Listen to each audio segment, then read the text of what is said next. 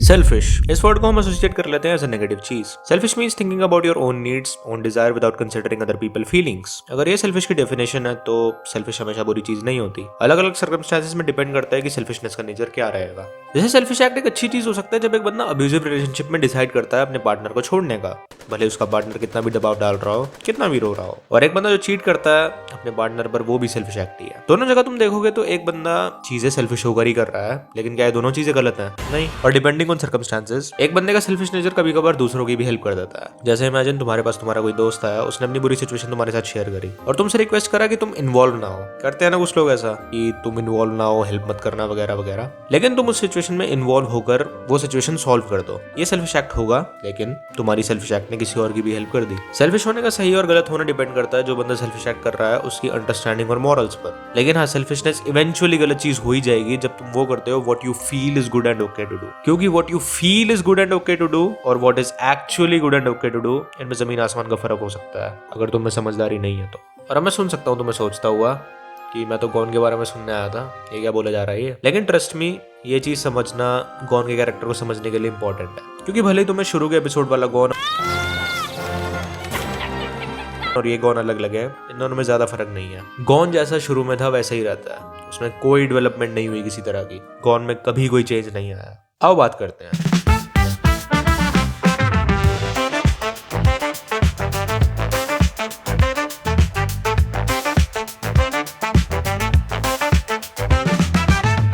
Hunter की story चालू होती है और हमें दिखता है गॉन जो फिशिंग कर रहा था। ये पहले सीन में पता लग जाता है कि गॉन काफी सीरियस हो जाता है जिस भी चीज को परस्यू कर रहा है उसके लिए। मछली पकड़ने के बाद हमें दिखता है Gon is very full of life as well.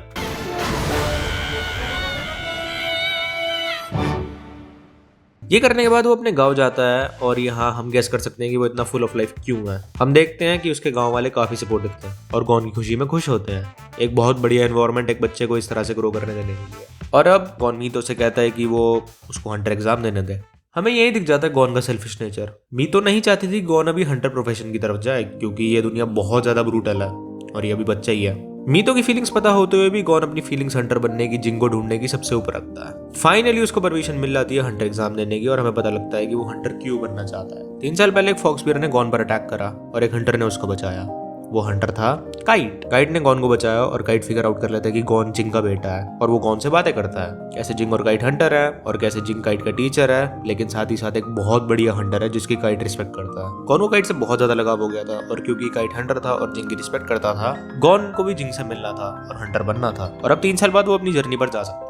मैंगा के सबसे पहले चैप्टर में ये चीज दिखाई है और तुम्हें मैंने ये 2 रीजन की वजह से बताया। पहला रीजन ताकि तुम्हें क्लियर हो जाए काइट की पोजीशन गॉन की लाइफ में, जो एनिमे ने अच्छे से नहीं दिखाया। दूसरा रीजन कि हमें अच्छे से दिख सके गॉन का कैरेक्टर शुरू में कैसा था। हम देखते हैं कि गॉन काफी ज्यादा फुल ऑफ लाइफ, क्यूरियस, काफी ज्यादा डिटरमिनेशन थी उसमें। उसके आसपास वाले लोग बहुत ज्यादा सपोर्टिव और केयरिंग थे। इन सब के कॉम्बिनेशन की वजह से गॉन काफी इंडिपेंडेंट बच्चा बना, लेकिन गॉन सेल्फिश भी है। उसका जो करने का मन था उसके लिए जिस इंसान से वो सबसे ज्यादा प्यार करता है उस टाइम उसकी फीलिंग्स को साइड रख दिया था उसने। अगर तुम्हें याद हो तो जिंग की रिकॉर्डिंग सुनने के टाइम गॉन को कोई इंटरेस्ट नहीं था अपनी माँ के बारे में जानने के लिए क्योंकि मीतो ही उसके लिए उसकी माँ थी। स्टिल वो मीतो की फीलिंग्स कंसीडर नहीं करता और कभी आगे भी नहीं दिखता कि उसको रिग्रेट हुआ इस चीज का। मीतो का नेचर हमें ओवर प्रोटेक्टिव लग सकता है, लेकिन हमें याद रखना पड़ेगा कि उसकी फीलिंग्स जस्टिफाइड थी क्योंकि ये दुनिया बहुत ज्यादा ब्रूटल है और गॉन अभी बच्चा ही है। इट्स लाइक तुम्हारी माँ तुम्हें दिल्ली जाने से मना करता है।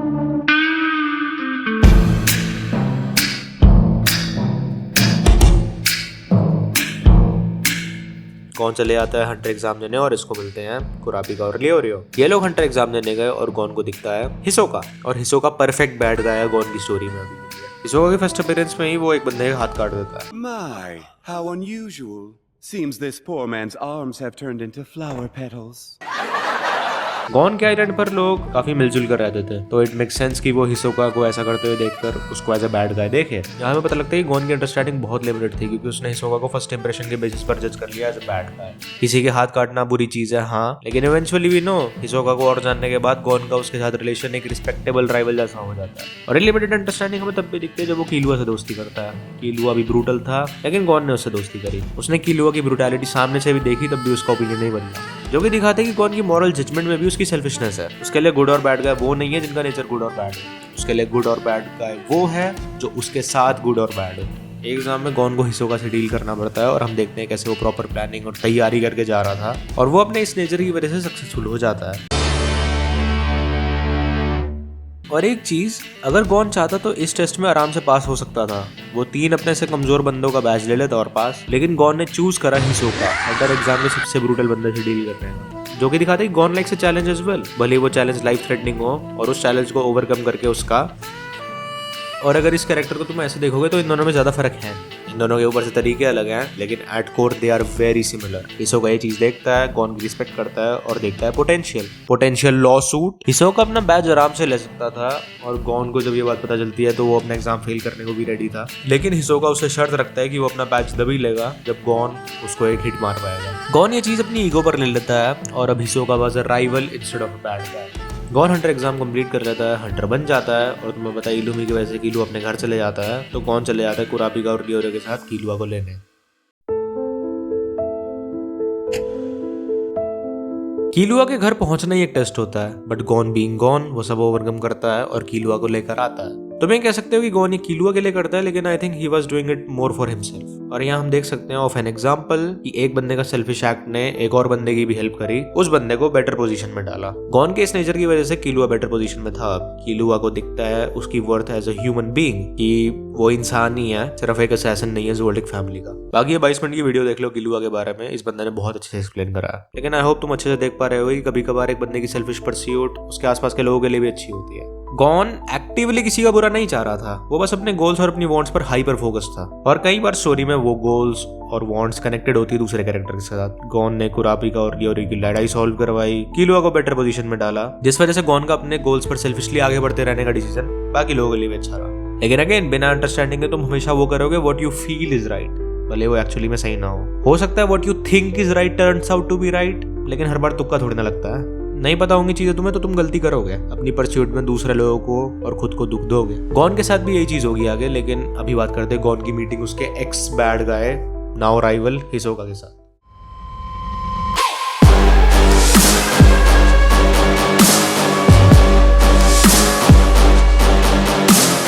गॉन का अब गोल था हिसोका को बैच देने का। बेसिकली गॉन का इतना स्ट्रांग होने का कि हिसोका से सोल सेटल कर पाए। और अब देखो हमारी स्टोरी का हीरो अब हिसोका को as a bad guy pursue नहीं करता, लेकिन एज अ राइवल करता है। और हिसोका ये फीलिंग रेसिप्रोकेट करता है। 200 फ्लोर पर हिसोका जैसा बंदा गॉन और कीलुआ को प्रोटेक्ट करता है अपने तरीके से, ये समझाकर कि बिना नैन के वो इस फ्लोर पर नहीं टिक पाएंगे। नैन एबिलिटी वो लोग अनलॉक करते हैं और यही बंदा सबसे बड़ी स्माइल देता है। और फिर आगे गॉन हिसोका की फाइट देखता है कास्तो के साथ। हिसोका एज ऑलवेज थ्रिल के लिए फाइट करता है, अपनी ईगो के लिए, टू द पॉइंट कि वो अपने हाथों को सैक्रिफाइस कर देता है just to satisfy his ego. ये फाइट याद रखना। आगे गॉन नैन वगैरह सीख कर हिसोका से लड़ने आता है एंड दे फाइट। जो मैंने बात बोली थी वो दिखती है। इन बंदों के तरीके अलग है, कोर इनका एक ही है। They will fight, they will take up a challenge, मजे के लिए, अपनी ईगो सैटिस्फाई करने के लिए। गॉन पंच लैंड करता है हिसोका पर और he completes his goal for the time. Gon fight हार जाता है, जो होना ही था। बहुत ज़्यादा रिलेवेंट नहीं है कैरेक्टर को लेकर, लेकिन हमें गॉन की भी चीज़ ये दिखती है कि गॉन अपने ओपोनेंट्स को कभी ओवर एस्टिमेट नहीं करता, ना अंडर एस्टिमेट करता। ही नोज एग्जैक्टली गॉन किस लेवल पर है। इस वजह से उसने हिसोका को अपना पूरा एफर्ट दिया, लेकिन उसने एक्सपेक्ट नहीं करा कि वो हिसोका को हरा सकता है इस टाइम पर। और ये चीज़ देखो,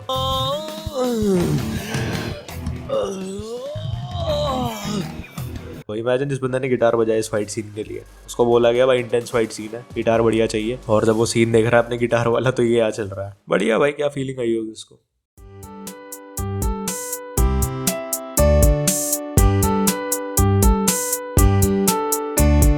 ओके, तो इसके बाद गॉन जाता है अपने घर। उसको ग्रीड आइलैंड की गेम के बारे में पता चलता है। वो उस गेम का पीछा करते हुए यॉर्क न्यू सिटी जाता है। यहाँ इनको मिलता है कुरापिका और लियोरियो, और यहाँ कुरापिका मेन कैरेक्टर है। लेकिन एक इंटरेस्टिंग चीज है इस हाल में, गॉन यहाँ नहीं चाहता था कि कुरापिका रिवेंज के पीछे जाते हुए अपने आप को लूज कर दे। गॉन की वजह से कुरापिका अपने रिवेंज के मिशन में खुद को लूज नहीं करता। हाँ, क्योंकि इस पूरे शो में गॉन ही ऐसा बंदा है जो अपने रिवेंज के चक्कर में खुद को लूज नहीं करेगा कभी, है ना। यहाँ हम देख सकते हैं कि गॉन को पता है कि रिवेंज के रास्ते पर चलते चलते you can change for words, लेकिन गॉन डजंट अंडरस्टैंड इट, और he doesn't understand it enough. जब भी वो खुद पर ये चीज अप्लाई नहीं कर पाया। और यहाँ भी गॉन की सेल्फिशनेस दिखती है कि गॉन का मन था तो उसने हेल्प कर दी कुरापिका की, लेकिन गॉन जब ऐसी सिचुएशन में था और कीलुआ ने उसकी हेल्प करनी चाहिए, तब गॉन ने कीलुआ को पीछे कर दिया, ये कहकर कि कीलुआ नहीं समझेगा क्योंकि उसका गॉन की सिचुएशन से कोई लेना देना नहीं है। आई थिंक ये कॉन्ट्रडिक्शन गॉन में इसीलिए है क्योंकि गॉन बड़ा हुआ अच्छे बंदों के बीच, लेकिन उसका सेल्फिश नेचर उसको ऐसा बना देता है। गॉन को कुरापिका को लूज नहीं करना था, जबकि कुरापिका की सिचुएशन गॉन की जो आगे होती है उससे 10 गुना ज्यादा खराब थी। कुरापिका के एक्शन गॉन से कहीं ज्यादा जस्टिफाइड थे।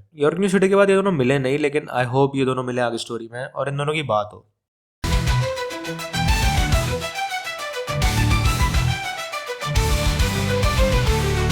अभी आते ग्रीड आइलैंड पर। गॉन स्ट्रेंथ में ग्रो करता है बहुत ज्यादा, और इस आर्क में हम देखते हैं गॉन अब हिसोका को बिल्कुल अलग तरह से देखने लग गया है। Not a bad guy at all. लेकिन इस आर्क में सबसे इंपॉर्टेंट है गॉन के लिए ये फाइट सीन। क्यों? बॉम्बर की फाइट के टाइम गॉन, बीस्की और किलुआ ने प्लान कर रखा था कि गॉन क्या स्टेप्स लेगा, वो बॉम्बर को कैसे हराएगा। लेकिन गॉन अपनी ईगो को खाना देने के लिए वो प्लान छोड़कर बॉम्बर के साथ लड़ने लगता है, एक चैलेंज लेता है और उस चैलेंज को ओवरकम करने की भूख में वो अपने हाथों को भी सैक्रिफाइस कर देता है। हाँ, लास्ट टाइम ये चीज किसने करी थी?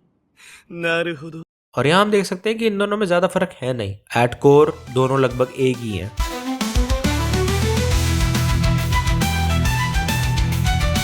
इस आर्क में हमें मॉरल कोड भी दिखता है गॉन का। गॉन एक सीरियल किलर के साथ प्रैक्टिस कर रहा होता है, लेकिन गॉन उसको थैंक यू बोलता है, उसको एज अ बैड गाय नहीं देखता, क्योंकि उस बंदे की वजह से गॉन की ग्रोथ हुई, जो अगेन उस सीरियल किलर के लिए अच्छा हुआ। लेकिन ये चीज हुई गॉन के सेल्फिश मॉरल्स की वजह से। ग्रीड आइलैंड को वो कर लेते हैं कंप्लीट और गॉन अपनी जर्नी में आगे जाता है और ही रीयूनाइट्स विद काइट।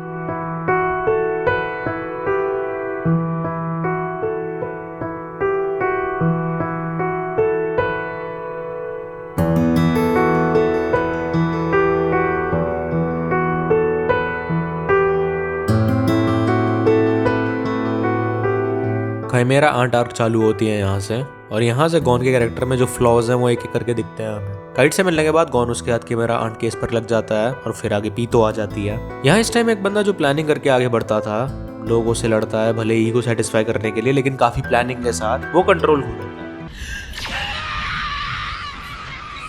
जो कि मेक सेंस क्योंकि Kite meant a lot to him. Kite के ऐसा मिलने के बाद गॉन खुद को ब्लेम करता है और वो टूटने लगा। पहली बार उसकी लाइफ में ऐसे सर्कमस्टेंसेस है जहां उसको ऐसे इमोशन का सामना करना पड़ रहा था, लेकिन स्टिल गॉन काइट को ठीक करना चाहता था और काइट को ठीक करने के लिए वो पीतो से डील करने की तैयारी करता है। आगे मॉरल जब गॉन को टेस्ट करता है तो वो ये कह देता है,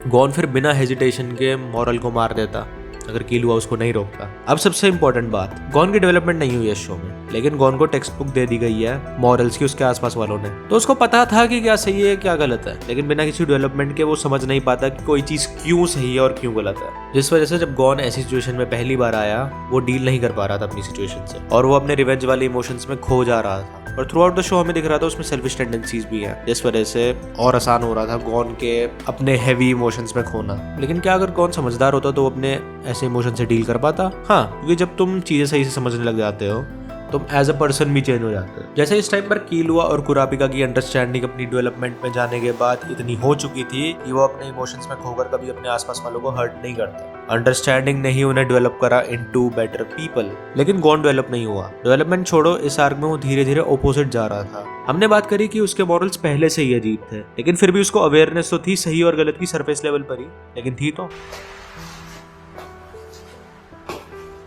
आगे कुछ इंस्टेंस के लिए हमें गॉन वापस वही दिखता है, प्लानिंग वाला बंदा, लेकिन इस सीन में पीतो को देखते ही ही लूज दैट। वो देखता है अपनी स्टोरी के बैड गाय को, बैड गाय जिसको सिर्फ बैड चीजें करनी चाहिए थी जैसे उसने काइट के साथ करी, लेकिन वो देखता है उस बैड गाय को कोमुगी को हील करते हुए, एक बंदे की लाइफ की केयर करते हुए।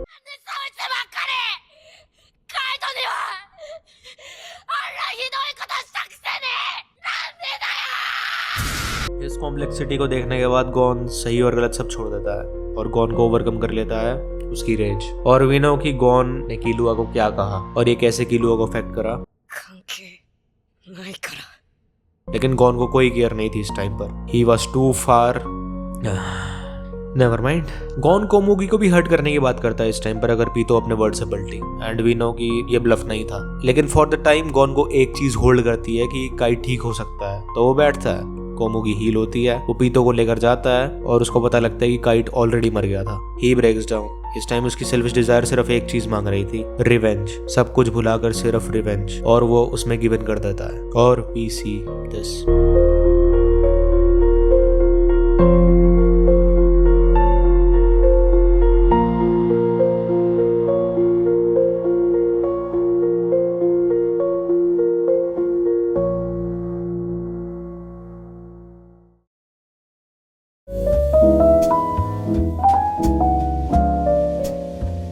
आगे आती है कीलुआ की आर्क। इस आर्क में कीलुआ गॉन को ठीक करता था और हमें दिखता है कीलुआ का पहला कंसर्न था काइट। लेकिन जब उसको पता चलता है कि काइट को दिक्कत नहीं है अपने चेंज से, Gon goes back to normal जो भी गॉन था उसका। और इतना सब कुछ होने के बाद भी हमें दिखता है कि गॉन ने कुछ नहीं सीखा। गॉन ने कभी अपने एक्शंस के बारे में नहीं सोचा। जो भी गॉन ने करा उसके लिए वो सब, उसके लिए ये रिएक्शन जस्टिफाइड था। इस सेम बंदे ने कुरापिका को अपने रिवेंज में खोने से रोका था, लेकिन जहां गॉन पे बात आई इट वाज जस्टिफाइड। एंड में गॉन जिंग से मिलता है। जिंग ने गॉन को बताया कि जिंग ने गॉन को क्यों छोड़ा, जिंग के गोल्स क्या हैं, और गॉन अंडरस्टूड जिंग।